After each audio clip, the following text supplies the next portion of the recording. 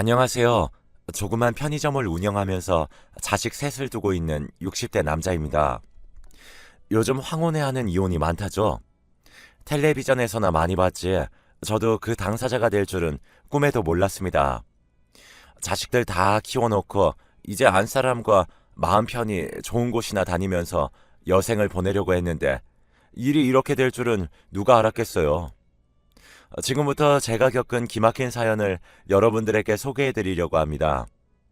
참 남부끄러운 일이라 이런 곳에서라도 허심탄회하게 털어놓고 싶었어요.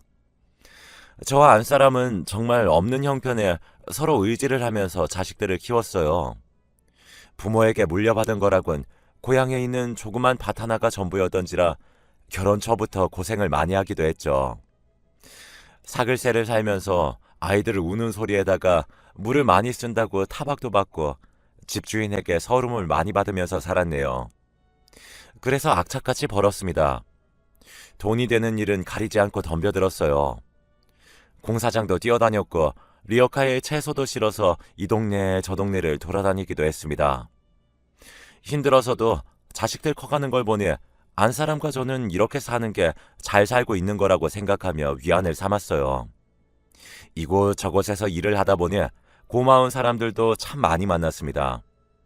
그중 한 분에게 같이 식당이라도 해보지 않겠냐고 물어오는 제의에 저도 더 이상 떠돌아다니지 않고 한자리에서 정착을 해야겠다 마음을 먹었고 밥도 할 줄 모르는 제가 그분과 함께 중화음식점을 차리게 되었습니다.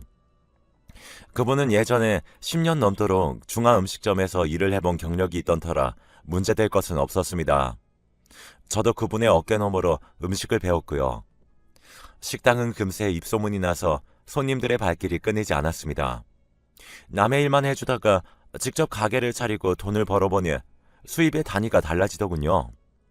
이제껏 열심히 산다고 몸 부서져라 일을 해도 만지지 못할 돈을 만졌습니다. 그 돈으로 우리 5식구가 편히 발 뻗고 살 집도 사게 되었고 매 끼니마다 자식들에게 고기도 먹일 수 있었습니다.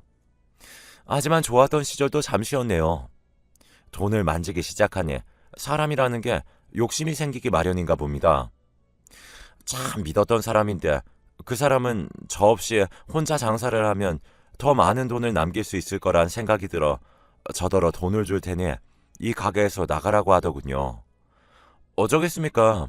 매일 가게 안에서 얼굴을 마주봐야 하는 사람이 저와 하기 싫다는데 버틴다고 한들 눈총이 따가워서 제가 일을 할 수가 있겠어요?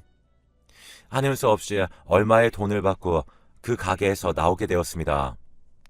그때 큰아이가 이제 군에서 전역할 때쯤이었으니 아직 둘째 셋째를 대학에도 보내야 하는데 저 혼자 가게를 책임지고 있던 터라 넋놓고 가만히 있을 수가 없는 상황이었어요.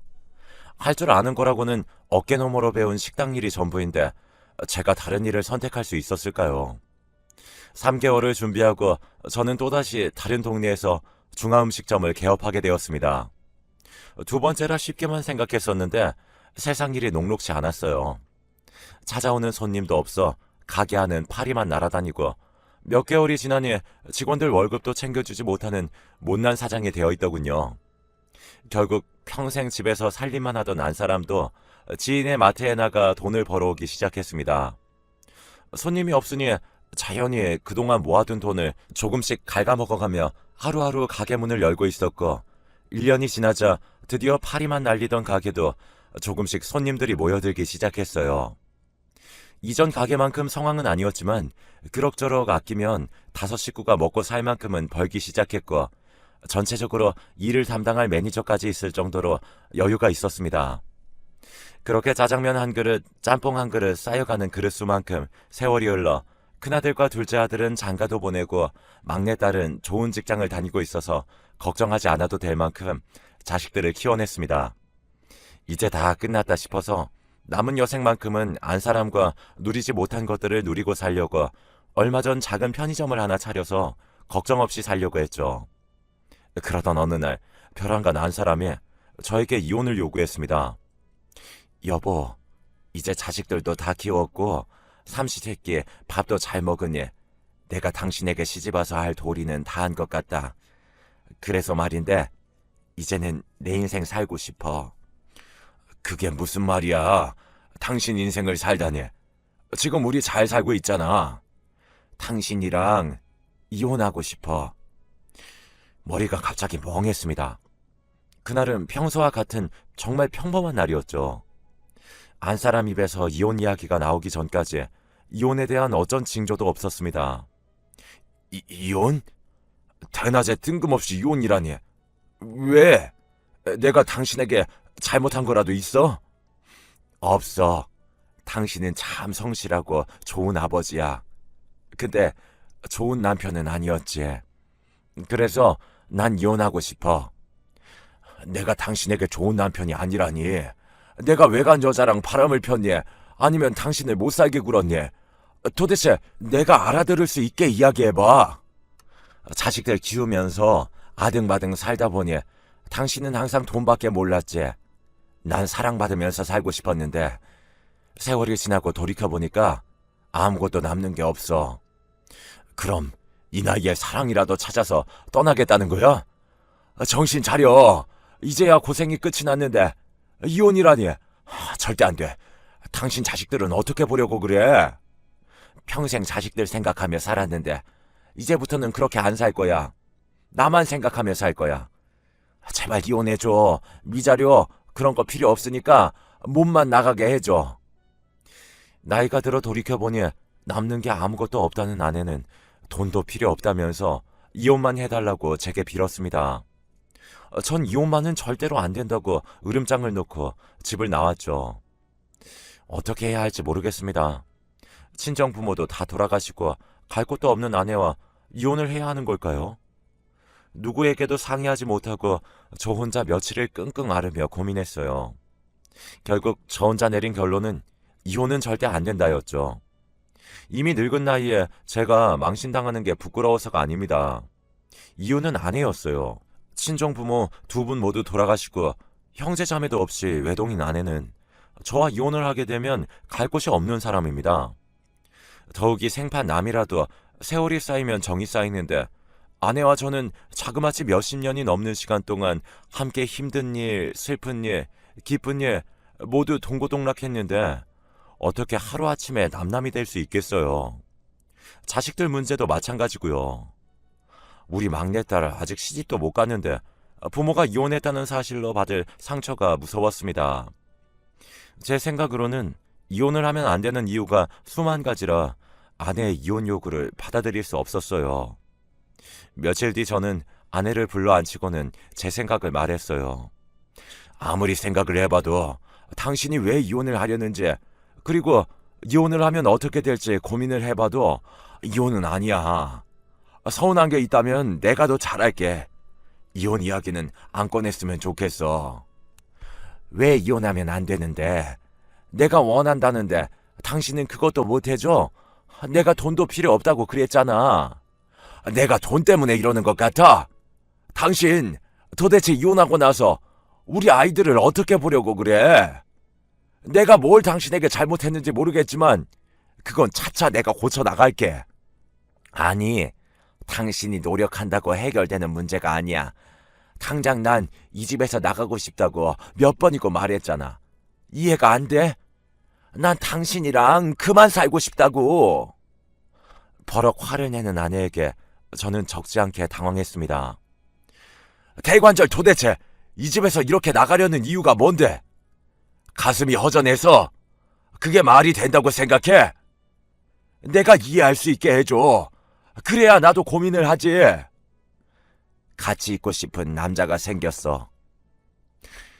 커다란 돌덩이가 머리 위로 떨어진 기분이었습니다. 남자? 남자라니. 당신 지금 무슨 소리 하는 거야? 그동안 우리 아이들 아버지로서 당신을 존중하니까 솔직하게 말할게. 나 얼마 전부터 좋은 사람과 만나기 시작했어. 그리고 그 사람이랑 함께 있고 싶어. 뭐? 얼마 전? 누구야? 내가 아는 사람이야? 도대체 당신 정신이 있는 사람이야, 없는 사람이야? 나 참 부끄러워서 어디다가 말도 못하겠네. 어떤 자식인지 당장 데려와. 내가 이 정도까지 말했으면 이제 그만 이혼해 주라. 당신은 남자로서 창피하지도 않아? 마누라한테 이런 소리까지 들으면서 살고 싶냐고? 기가 막혀서. 와, 이혼 같은 소리 안 해. 너네들은 불륜이야, 불륜. 평생 그렇게 남들 손가락질이나 받도록 내 이혼은 절대 안 해줄 거야. 아내에게 소리를 지르고 집을 나와 집 앞 계단에 앉아 있으니 정말 비참한 기분이 들더라고요. 자식들에게 이 이야기를 해야 할지, 내가 인생을 잘못 산 걸까? 그 남자는 대체 누구지? 온갖 생각들이 꼬리에 꼬리를 물어 머릿속을 맴돌았습니다. 그래도 이혼만큼은 하고 싶지 않았어요. 천천히 아내와 이야기를 하면서 풀어가면 이 문제도 여태껏 힘든 일을 겪어왔던 우리 부부에게 아무 일도 아닐 거라는 생각을 했습니다. 이혼을 거절한 뒤에 아내는 180도 사람이 달라졌어요. 여태껏 제가 알던 아내가 아니었죠. 집안에서 제게 노골적으로 이혼이라는 말을 아예 달고 살았습니다. 우리 막내딸이 들을까 겁이 나 저는 집안에서 함부로 이야기도 하지 못했는데, 아내는 딸이 듣나 안 듣나 상관도 없이 밥상에서도 거실에서도 이혼을 요구하는 겁니다. 그러니까 왜 이혼을 안 해주는 건데? 내가 하는 말이 그냥 장난으로 하는 말 같아? 이혼해 달라고! 왜 내가 말로만 이혼하니까 장난 같아? 한번 난리라도 쳐볼까? 말투는 날이 갈수록 공격적으로 변해갔고 나중에는 행동까지 난폭해졌습니다. 화병을 깨뜨리는 것이 점점 TV를 부수고 안방문을 부수는 등 날이 갈수록 폭력적으로 변해가는 아내를 보면서 저는 매일매일 집으로 들어가는 게 지옥이었어요. 이혼 안 할 거면 나랑 같이 죽자. 그럼 되잖아. 왜?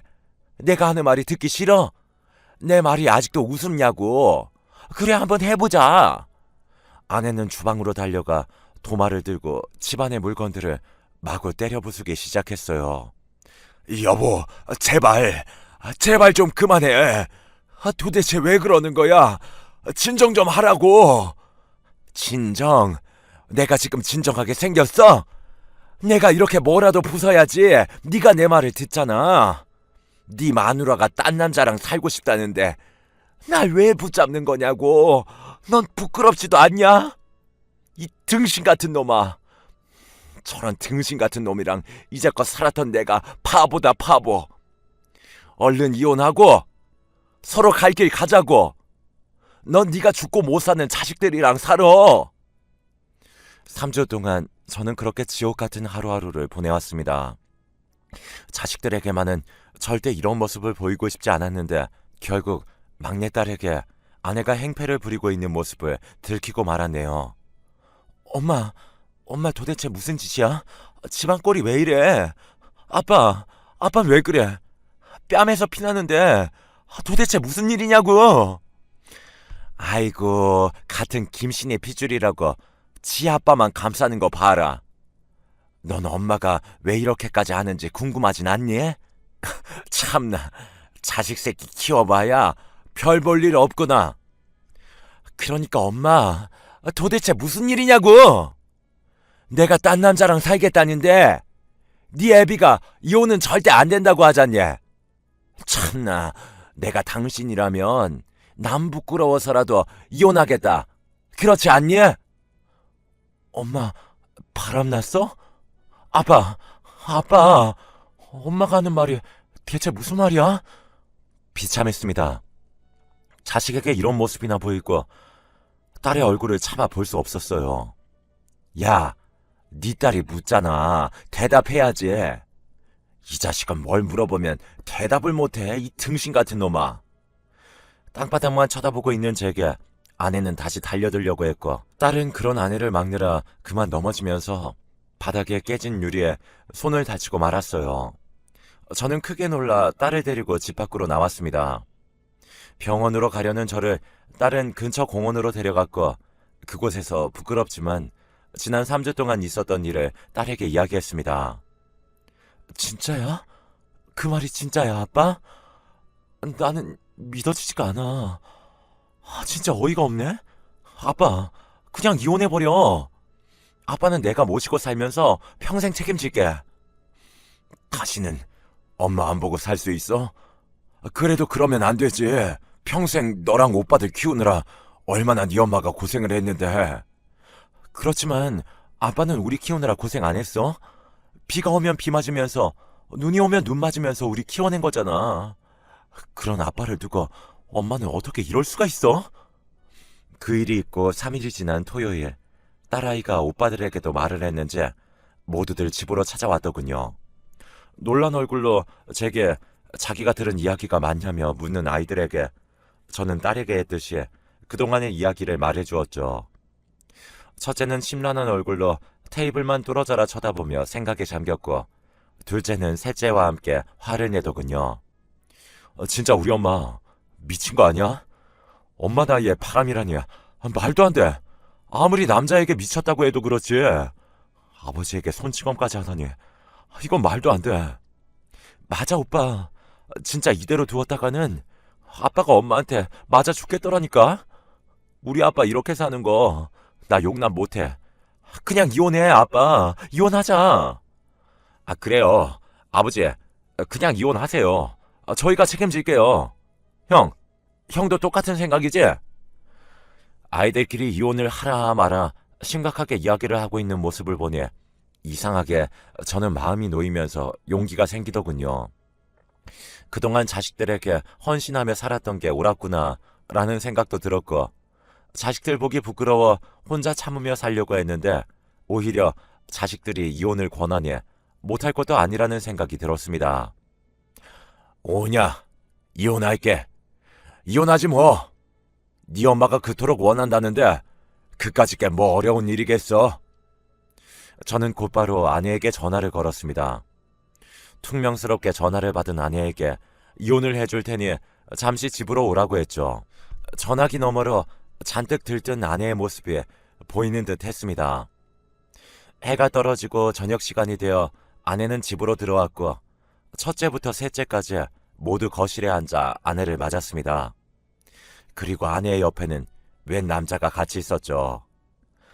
드디어 결정했어? 참 오래도 걸린다. 너네도 와 있었구나. 인사해. 나랑 만나는 사람이다. 엄마 미쳤어? 여기가 어디라고 남자를 데려와? 진짜 엄마 미쳐도 단단히 미쳤구나. 말 조심해. 평생 니네들 키우면서 허비한 지난 세월 생각하면 아까워서 잠을 못 잘 지경이야. 그리고 너네들 지금처럼 멀쩡하게 다 키웠는데 이 정도면 엄마로서 할 일은 다 한 거 아니니? 저는 아내 옆에 있는 남자를 아주 유심히 보았습니다. 왠지 낯이 익는 얼굴이었지만 도통 생각이 나지 않더군요. 아내와 남자는 거실로 들어와 자리에 털썩 앉고는 이혼 서류를 제게 내밀었습니다. 도장 찍자. 이거 쓰고 법원에 제출하면 끝이래. 그리고 내 짐은 오늘 가져갈 거니까 그동안 아이들 키우면서 고생했고 당신도 남은 날들 잘 지내길 바래. 이혼을 결심하고 나니 아내의 빈자리가 느껴져 밤마다 친구들과 술 한잔 기울이는 게 낙이었는데, 그날도 제가 예전 중화음식점을 했을 때 가게 매니저를 했던 친구와 술자리를 갖게 되었어요. 저는 이혼 이야기는 한마디도 꺼내지 않고 그동안 어떻게 지냈는지 예전 장사할 때 있었던 일들을 안주 삼아 술을 마셨죠. 형님, 기억나세요? 예전에 우리 가게에서 일하겠다면서 들어온 꼴통 하나 있잖아요. 걔는 잘 지내려나 모르겠네.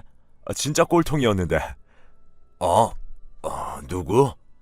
우리 가게에 그런 애도 있었나? 왜 있잖아요. 돈 없어서 열심히 일하겠다고 들어와서는 이틀 만에 경찰한테 붙잡혀간 놈. 저는 그때 그 놈이 문득 떠오르면서 정신이 번쩍 들었습니다. 배달하는 직원 한 명이 말도 없이 그만두는 바람에 새로 뽑았던 꼴통 직원 한 명. 중화음식점을 할 때 가게 매니저가 새로운 직원을 뽑았다고 해서 처음 인사를 했을 때 그 직원의 나이에 저는 깜짝 놀랐습니다. 많아봐야 30대 후반이던 다른 직원들에 비해 그놈은 40대 중반의 나이였으니까요. 결혼도 안 했고 자식도 없고 집도 없어서 저희 가게에서 먹고 자던 사람이었습니다. 그런데 일을 한 지 이틀 만에 경찰서에서 연락이 왔었죠. 여자 혼자 있는 집에 배달 가서 헬멧을 쓰고 돈이 될 만한 물건을 훔쳐나왔다고요. 저는 다른 실수는 눈 감아줄 수 있어도 범죄만큼은 그냥 넘어갈 수가 없었습니다. 남의 물건이나 훔치는 놈을 제가 뭘 믿고 함께 일할 수 있겠어요? 실수라면서 빌던 그 녀석을 당장 잘라버렸죠. 잘못했으면 우리 가게의 돈도 다 털릴 뻔했다는 사실에 정말 큰일 날 뻔했다는 생각도 들었네요. 그리고 한참 세월이 지나니 잊고 살았는데 벼랑간 그 녀석의 얼굴이 떠오르면서 온몸에 소름이 끼쳤습니다. 아내가 이혼 서류를 내밀 때 옆에 함께 있던 남자, 그 남자와 그 직원의 얼굴이 그제서야 겹치게 보이더군요. 세상에 어떻게 이런 우연이. 순간 저는 웃음이 터져 나오는 걸 주체하지 못하고 크게 한바탕 웃어버렸습니다. 자식이며 남편이며 모질게 버리고 간 아내가 선택했던 남자가 그런 후레자식이라니. 무슨 일인지 영문도 모르는 가게 매니저를 뒤로하고 저는 술집에서 나와 아내에게 전화를 걸었습니다. 늦은 시간이라 그런지 전화를 받지 않아 문자로 내용을 남겨두었죠. 당장 내일 이혼 도장 찍자고 말이죠. 날이 밝기가 무섭게 이혼 서류를 들고 다시 찾아온 아내와 함께 그 자리에서 도장을 찍고 또 한 번 배꼽이 빠져라 웃었습니다. 아내는 저를 미친 사람이라도 보는 듯한 표정으로 봤지만 그런 건 더 이상 중요하지도 않았어요. 이후 법원으로 가서 서류를 제출하고 마지막 두 번째 출석일이 되어 법원에 출석해 합의 이혼 절차를 모두 마쳤습니다. 시작은 정말 어려웠는데 끝은 정말 간단하더군요. 기분이 참 묘했습니다. 아내는 돈도 필요 없다면서 제가 처음 했던 말과 같이 몸만 이 집에서 나가버렸습니다. 집안이 텅 비었죠. 저는 아내에게 마지막으로 밥 한 번만 먹자고 부탁을 했어요. 이혼을 다시 생각해달라고 부른 자리는 아니었습니다. 그 자식의 정체를 말해주려고 만든 자리였죠. 네가 함께 살고 있는 그 남자가 어떤 사람인지 너무 잘 알고 있다면서 말을 꺼낸 저는 제가 알고 있는 그 자식에 관한 이야기를 전부 아내에게 말해주었습니다. 돈도 없이 가게에서 먹고 자며 생활을 했던 사람, 그리고 가장 중요한 돈에 눈이 멀어 절도를 한 범죄자라는 사실까지 다요. 제 말을 다 듣고 난 아내는 잠시 아무런 말도 없다가 그럴 리가 없다며 자리를 박차고 나가버리더군요. 알고 보니 그 자식은 저희 집으로 아내와 왔을 때 저는 바로 그놈을 몰라봤지만 그놈은 저를 알아봤다고 하더라고요.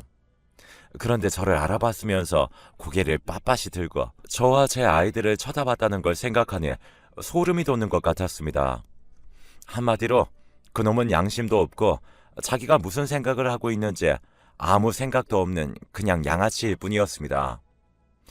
그런 남자를 아내가 선택했다는 게 더욱 마음이 아프더군요. 하지만 더 이상 말릴 수도 없었어요.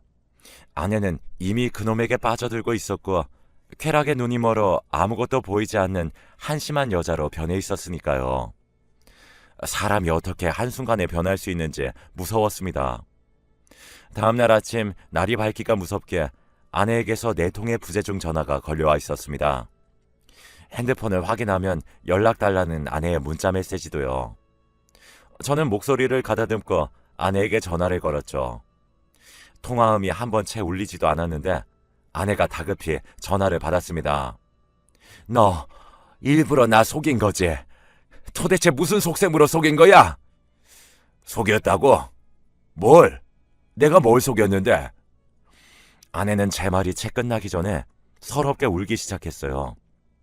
울먹이는 목소리 사이사이로 들리는 말을 정리해보니 아마도 아내는 어제 제가 한 말을 그 남자에게 전했고 그 남자에게 버림받은 듯한 내용이었죠. 그 자식이랑 죽고 못 살아서 이 집을 나가더니 헤어지긴 왜 헤어진 거야? 당신이랑 짜고 나 속인 거잖아.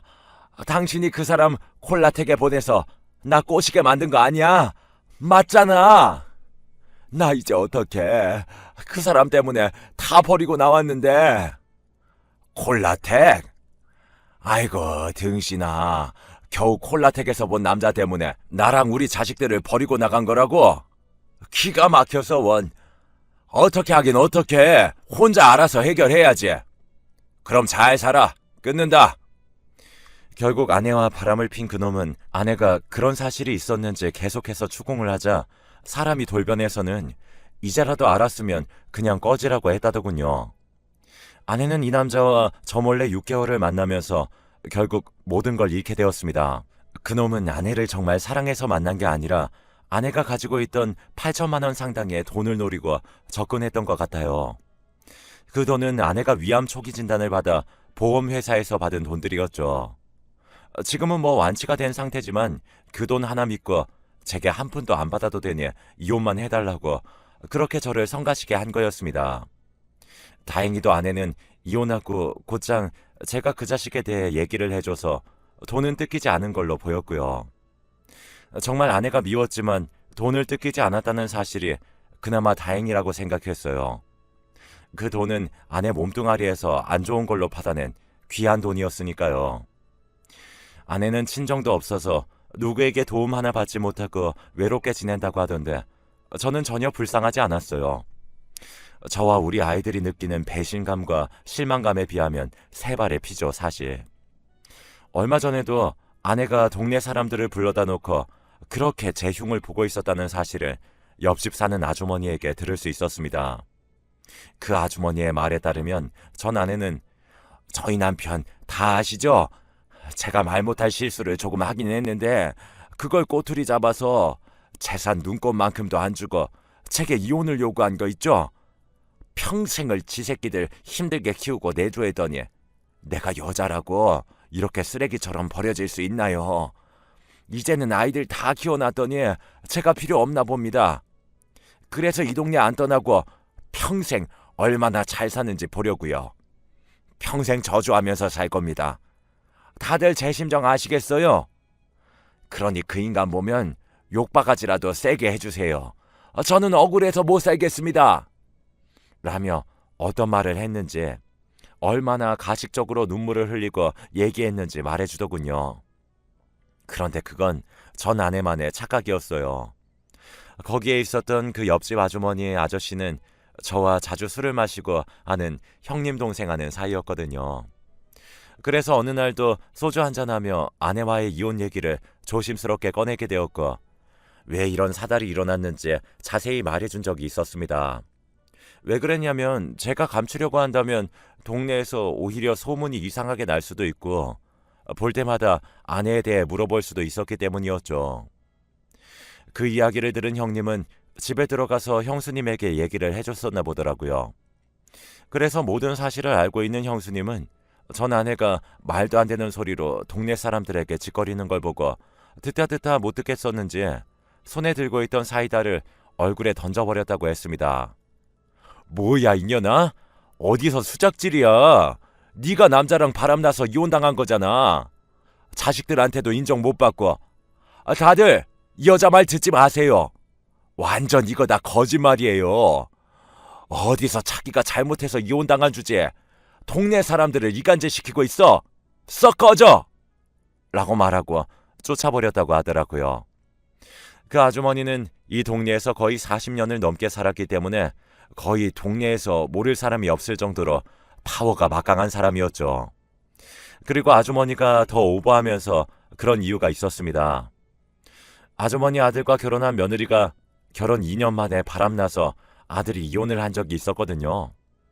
그래서 이 아주머니는 바람피는 인간들을 거의 저주하는 수준이셨고요. 그런 와중에 저에 대한 이간질을 동네 사람들한테 시키려고 하고 본인이 바람을 폈으면서 반성을 하진 않고 뻔뻔하게 나오는 모습을 보고 남일 같지 않아 그렇게 행동을 했다고 하더군요. 저를 대신에 시원하게 한번 먹여주신 것 같아서 너무 고마웠습니다. 그 아주머니 아니었으면 전 완전 동네에서 한순간에 쓰레기가 될 뻔했으니까요. 그렇게 몇 달 정도 시간이 흐르고 아내는 결국 다른 곳으로 이사를 갔어요.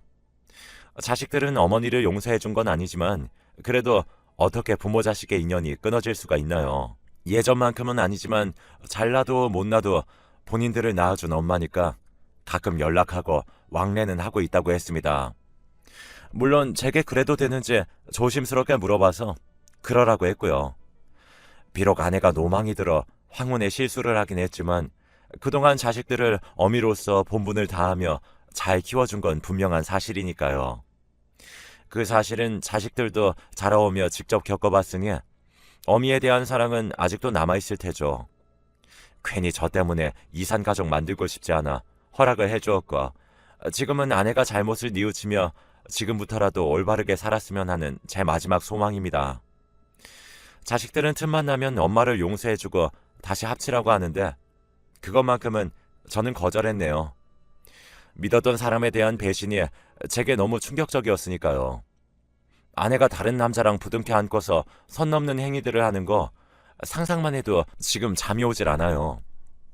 다시 합친다면 또 그런 생각이 제 머릿속을 휘감고 있을 거고요. 그래서 아무리 부부였다지만 피 한 방울 섞이지 않는 아내랑 남남이라 생각하고 저도 자식들만 보며 살고 있습니다. 지금은 나이 먹을수록 체력이 떨어지는 것 같아서 배드민턴을 배우고 있어요. 그게 은근히 운동이 많이 되더군요. 제가 늙으면 자식들이 나중에 고생할 것 같아 최대한 젊게 살려고 노력 중이고 건강도 잘 챙기고 있답니다. 이 사연 보내느라고 무려 5일 동안이나 쓰게 되었네요. 나이 먹다 보니 글자수도 형편없어서 몇 번이고 쓰고 지우고 쓰고 지우기를 반복했습니다. 물론 상간에 대한 소송도 진행해서 위자료를 받아낼 수 있어서 그렇게 잘 마무리가 되었습니다. 여러분, 저 잘한 거 맞겠죠? 아내를 냉정하게 뿌리치고 다시 받아들이지 않는 거 정말 맞는 선택이긴 하겠죠. 술 한잔 먹고 보니 왜 이런 생각도 드는지 모르겠네요. 보잘것없는 내용일 수 있지만 지금까지 제 사연 잘 들어주셔서 감사드리고 제가 마지막으로 부탁 한마디 하고 마치도록 하겠습니다. 누구나 사람은 실수는 할 수 있어요. 하지만 가족의 신의를 저버리는 실수는 절대 하지 말았으면 합니다. 그 고통을 받은 당사자는 말도 표현할 수 없을 만큼 힘들고 괴롭습니다. 가족이 없다면 그만큼 외로운 게 없습니다. 그러니 요즘 이렇게 힘든 시국일수록 가족들끼리라도 똘똘 뭉쳐서 지혜롭게 잘 이겨내셨으면 합니다. 저도 앞으로 많이 배우며 많은 걸 보고 깨달으며 살도록 하겠습니다. 여러분 모두 건강하세요.